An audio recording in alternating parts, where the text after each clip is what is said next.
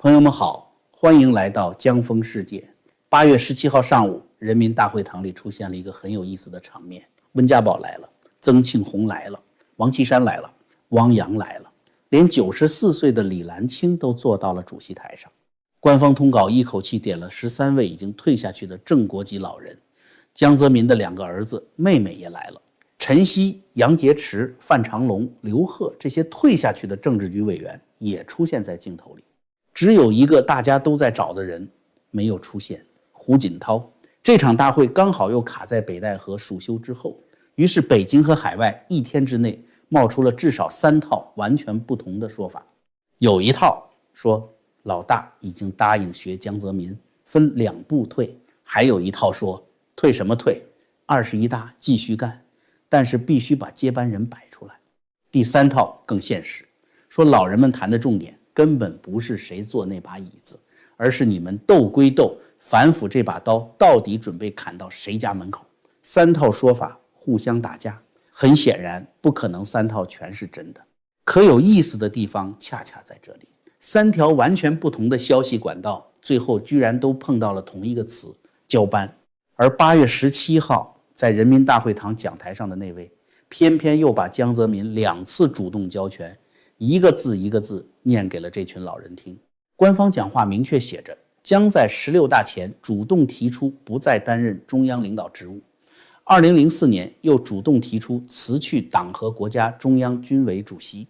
那么问题来了，北戴河到底谈出了什么？13个老人为什么愿意坐到同一个主席台上？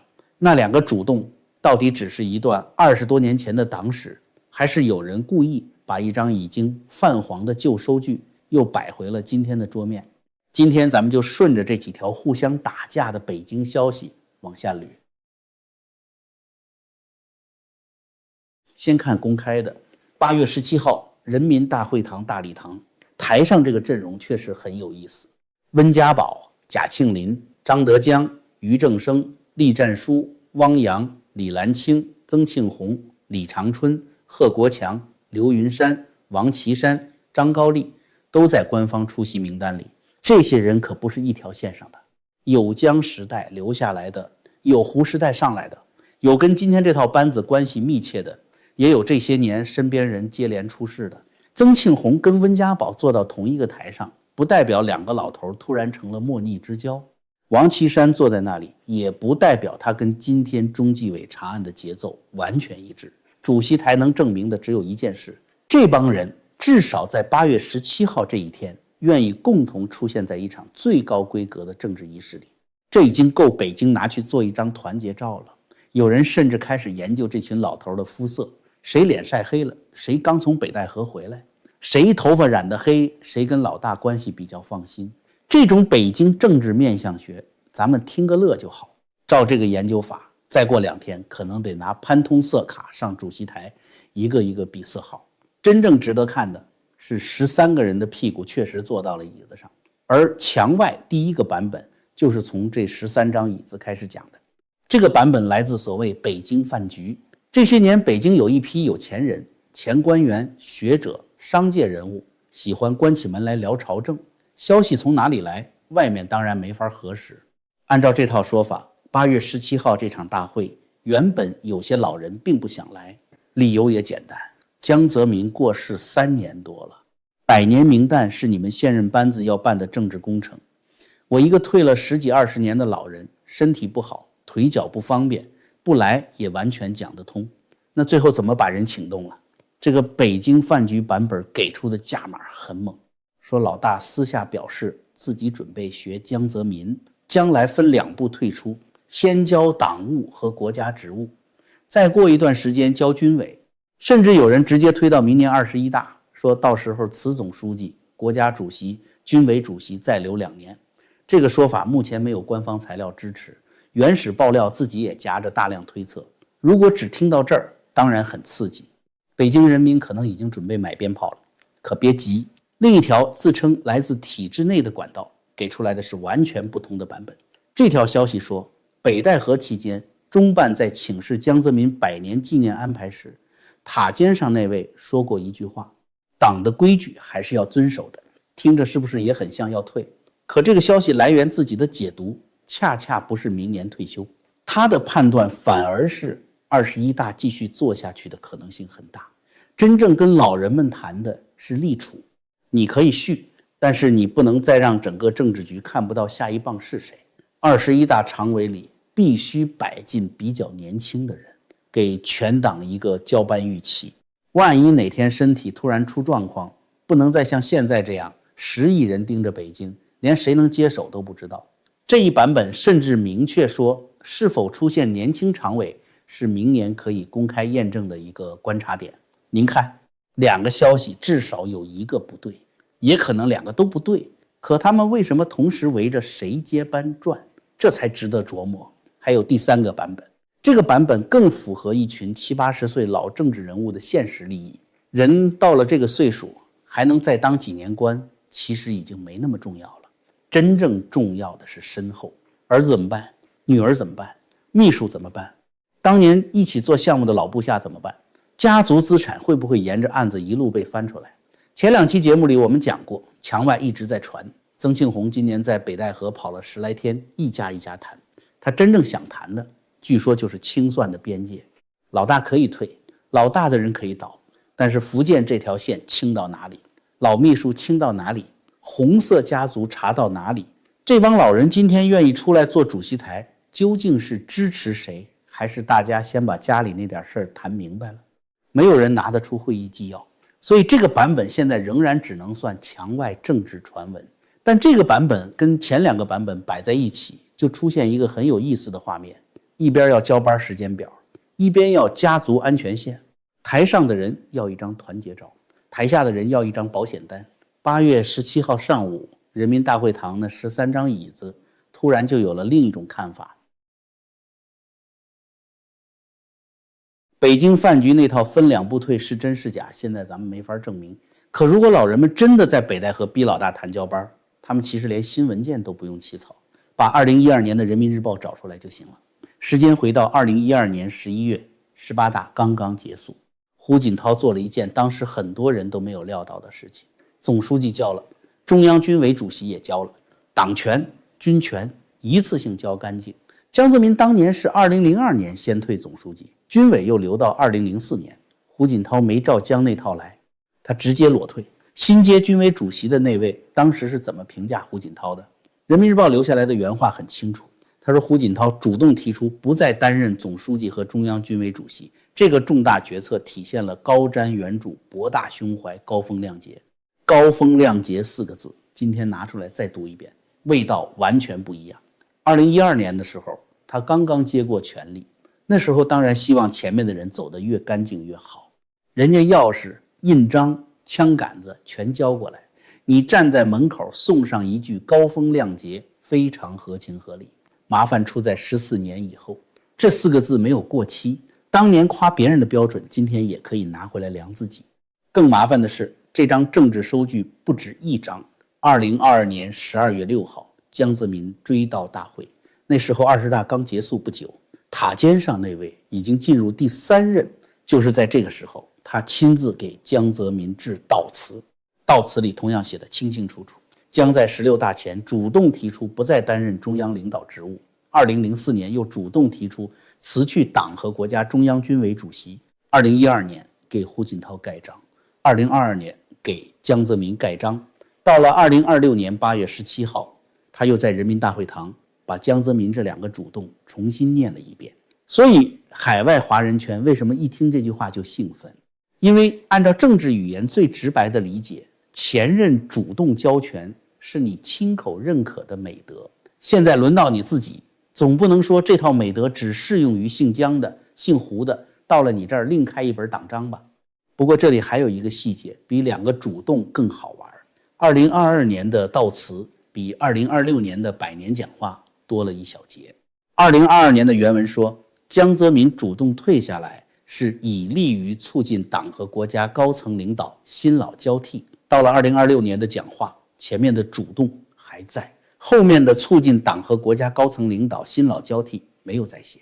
这个差异不能直接证明是老大亲自拿红笔删的，也不能直接证明中办就是怕新老交替4个字。讲话场合不同，篇幅不同，本来就可能有删改，但是政治效果摆在那里。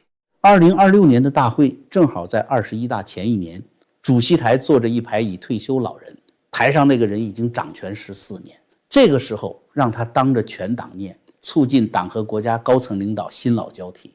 您想想，摄像机往台下一扫，观众脑子里第一个问题会是什么？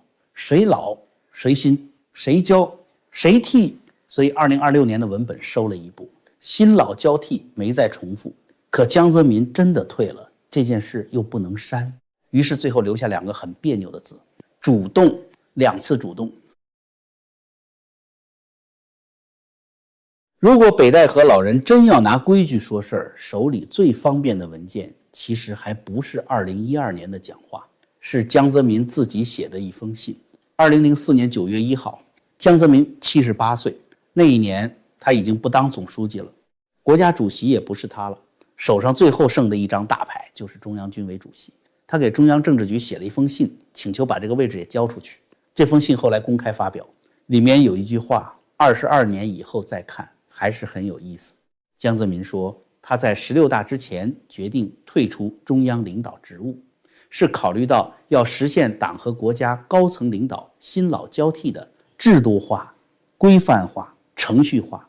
当时这3个词可不是随便放进去装饰门面的，往前追，能追到邓小平1980年那场非常重要的讲话。党和国家领导制度的改革，文革结束没几年，毛时代最大的教训之一就是权力过度集中，一个人说了算，下面的人谁也不知道他什么时候退。等他本人不动了，整个国家才开始重新排位置。邓小平当时公开点名的问题包括权力过分集中、家长制作风、干部领导职务终身制，并提出建立退休制度。后来搞中央顾问委员会本身就是一个过渡，老人一下全赶走不现实，那就先让一批老干部离开一线职务，到顾问委员会待着，再慢慢把领导岗位交给下一代。这套东西当然从来没有像瑞士钟表那么准，邓本人退的也不干脆。江泽民更不是10年一到，闹钟一响立刻拎包走人。江从1989年当总书记到2002年才退出党的最高职务，前后13年，军委又多做了2年。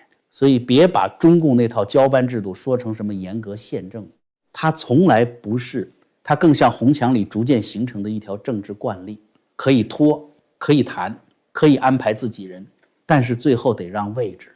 真正有意思的是2007年，那一年17大换届，也是今天塔尖上那位进入政治局常委，正式踏进最高接班梯队的关键一年。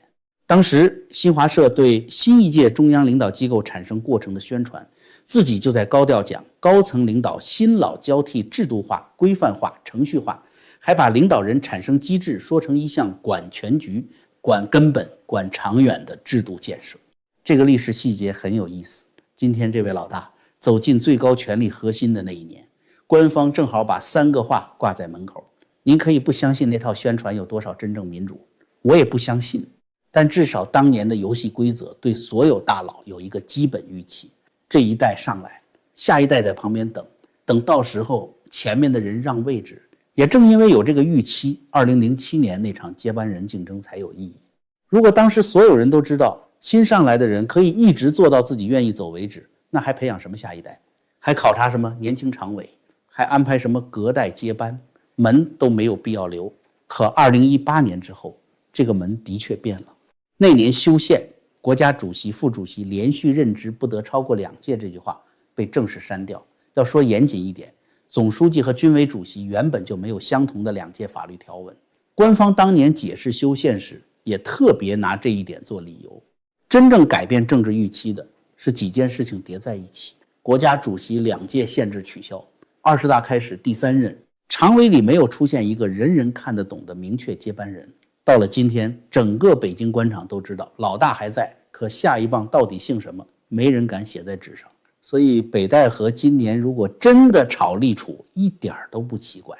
老人们未必爱民主，也未必突然开始怀念政治改革，他们有一个比民主更切身的理由，没有交班规矩，所有人的安全都只能寄托在一个人的心情上。今天他可以不查你，明天呢？今天儿子安全，换一轮办案组呢，红色家族真正需要的是一套可以算日子的政治，最怕的是一个永远算不出下一页日历的皇帝。说到这里，咱们稍微岔开一句，人到一定年纪，很多东西其实都一样，政治要讲交班，身体也得讲保养，别等到真扛不住了才想起来补。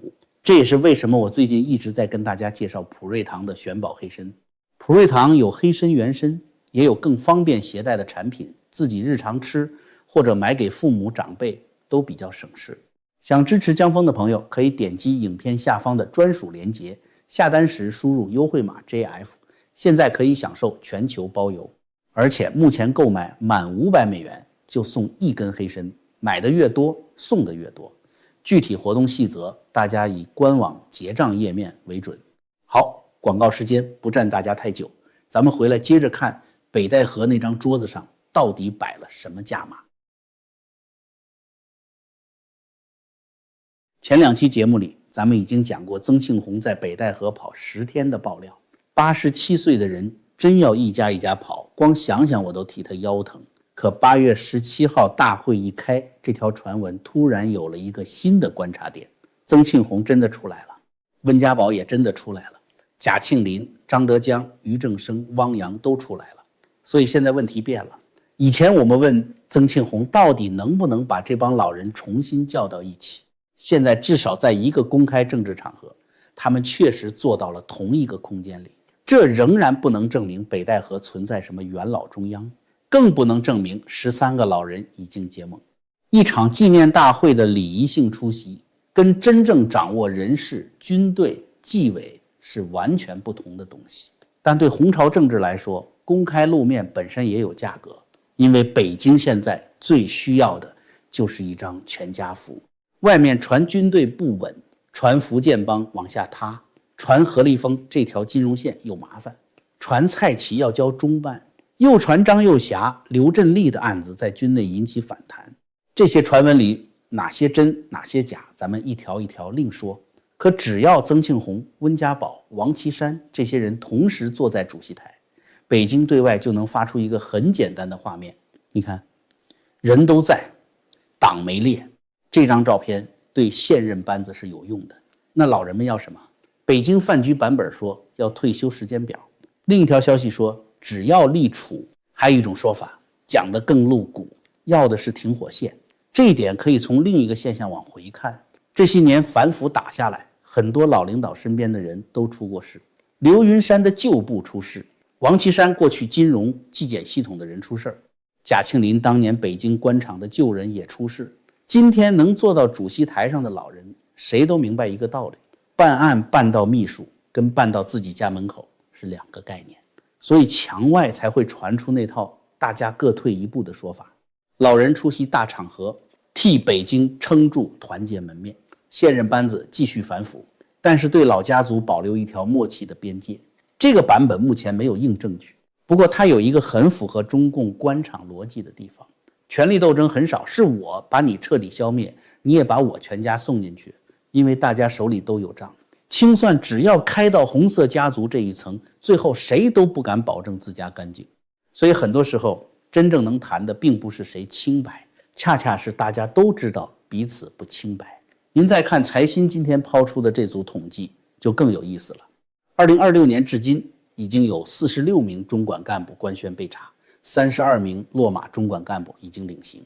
而从18大到现在被司法认定并且公开受贿金额超过1亿元的落马中管干部至少已经有120人，这还只是公开算得到的。所以北戴河如果真的有人谈安全线，您说他们会不会谈？完全有动机。至于到底谈没谈成，我们现在没有文件，但有一点可以确定，13个老人一起露面，代表北京至少暂时维持住了一个共同场面。至于场面底下各自口袋里装着什么条件，那才是下一步真正要看的。那么塔尖上那位为什么非得把江泽民抬这么高？前一期我们讲过，他想借第3代的政治遗产。今天再补一层，江泽民这个政治符号对今天的中南海非常好用，但很麻烦，因为它有2面。第一面是忠诚， 2026年的百年讲话里又一次把1989年写了进去。官方说1989年春夏之交发生严重政治风波，江泽民当时坚决拥护和执行党中央正确决策，维护上海稳定。这段话今年并不是第一次出现。2022年江泽民追悼大会官方正史里就已经有同样的定调，所以咱们不能说8月17号突然重提1989就证明北京发生了什么新危机，这么讲就过头了。可为什么江泽民的官方遗产里这一段始终不能少？因为对中共来说，江当年最关键的一次政治选择，就是在最高层出现巨大分裂时，选择站在中央最后胜出的那一边。换成今天官场听得懂的话，平时你可以有看法，真到了政权安全的时候，队要站队。这一面老大当然喜欢。军队现在传出那么多不同声音，地方官躺平，下面的人开始观望。北京最怕的就是大家等着看谁最后赢，再决定听谁的。所以把江泽民这尊第三代核心重新抬出来，对现任班子有一个很现实的政治用途，告诉所有人，关键时刻忠诚之前。江泽民当年就是这么进北京的。可问题来了，江泽民这块牌位翻过来，另外一面写的是什么？交权，而且不是偷偷交，是写信，是开全会，是让胡锦涛接军委主席，是把制度化、规范化、程序化公开写进政治遗产。你把江泽民整尊抬进宗庙，就很难只拿他1989年那一半。你今天对军队说学江泽民，关键时刻服从中央，台下老人完全可以回一句好啊，那最高领导到时候主动退也学不学江泽民？这就是江泽民这张牌最让今天包子别扭的地方。借他的忠诚可以压下面，借他的交班也可以压上面，一张牌两边都能出。所以北京饭局那个分两步退版本才会传得那么快，因为他正好套得上江泽民的历史模板。2002年退总书记，2004年退党军委主席，2005年再退国家军委主席。如果有人真的在北戴河跟老大谈一条体面退路，江模式确实是现成的剧本。你不用叫他裸退，不用逼他学胡锦涛，给他2年，让他保留一个军委位置，给下面的人一个缓冲。这在党内谈判上听起来比明天全部交出来容易接受得多。但也正因如此，我们更不能把传闻直接当结果。江模式是一个可以谈的方案，它跟已经谈妥是两回事。真正能验证的还是明年常委名单。如果21大真的出现一个明显年轻、履历完整、被放到接班位置上的人物，那么今年北戴河立储这条传闻可信度就会突然往上走。如果没有，今天这些北京饭局大家就当吃了一顿政治火锅。8月17号还有一件事，这边人民大会堂唱国际歌，那边纪委网站照样发通报，我称它为3把飞刀，但3把刀的成色不一样，有一把是真的硬，另外2把目前更像墙上的影子。先说最硬的，中国农业发展银行原副行长徐一丁被双开，移送检察机关。这个人被查本身不算最有意思，真正扎眼的是通报用词。中纪委指控他把扶贫助农信贷权利变成个人牟利工具，在项目贷款、审批发放、人事录用等环节搞权钱交易。扶贫助农这4个字可不是普通银行业务，农发行是政策性银行，扶贫、乡村振兴这些年一直是北京拿来做最大政治政绩的几块金字招牌。结果纪委自己告诉大家，连这块牌子下面信贷审批都能变成私人提款口。这件事甚至跟我们前面讲过的闽宁、贵州扶贫那几条旧线接上了。以前我们一直问一个问题，中央一个政治品牌下去，最后怎么变成地方项目？项目怎么拿贷款？谁签字？谁做人事？今天徐一丁这份通报至少把中间那个政策性银行接口露出来了一角。但注意，现在没有证据证明徐一丁案跟闽宁、贵州的具体项目有关，这个线得等起诉书。第2条，黑龙江省政协一名官员高环被查，墙外马上有人往栗战书身上接，理由是栗战书当年在黑龙江做过省委副书记、省长，这个关系当然画得出来。可黑龙江那么大，栗战书离开黑龙江也很多年了，一个省政协官员出事，现在直接写成栗战书被敲打，证据还差几层，所以这把先放桌上，算是刀赢。第3条是青海，青海供销系统一名原一把手被双开，墙外又往赵乐际身上画，因为赵乐际早年长期在青海工作，同样的道理，能画线，现在还不能说线已经接通。真正值得看的是另一件事，大会台上确实坐着栗战书，赵乐际还是现任常委，王岐山也来了，可中纪委没有因为今天要拍全家福就停一天，查金融的照发，查地方的照发，所以8月17号这场团结最多只能说是政治仪式上的团结，案子下面那套机器还在转。今天你跟谁坐一起，不代表明天你过去的人不会被查，这才是那些老人真正需要安全感的地方。也正因如此，北戴河谈安全线这种传闻才会有人信。讲到最后，再回到8月17号主席台，13个退下去的正国级人物都来了，可是胡锦涛没来，李瑞环也没有出现，吴官正、罗干同样缺席，所以单凭胡锦涛一个人不出席，不能直接得出政治结论。84岁上下的老人，健康完全可能是原因。2022年20大闭幕式那次中途离场，官方给的解释也是身体不适。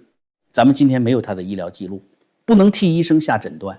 可胡锦涛的缺席放在今天有一个很特殊的位置，因为今天所有人谈的都是交办。江泽民是分2步交，塔尖那位站在台上2次说主动，主席台坐满一群已经交过权退过位的老人，而中国今天唯一还活着并且真正示范过一次党权军权同时裸退的前总书记偏偏没在现场。政治有时候就是这样，满场的人都在说话，真正让人在意的偏偏是那个没有出声的人。提醒全中国，这位老大14年前亲口认证过，别人愿意把权交出来叫高风亮节。至于这4个字哪一天轮到他自己，咱们就继续看。最后请朋友们别忘了帮江峰点个赞，还没有订阅的朋友点击订阅，打开小铃铛，也请大家把这期节目转发出去。感谢大家的收看，咱们下期节目再见。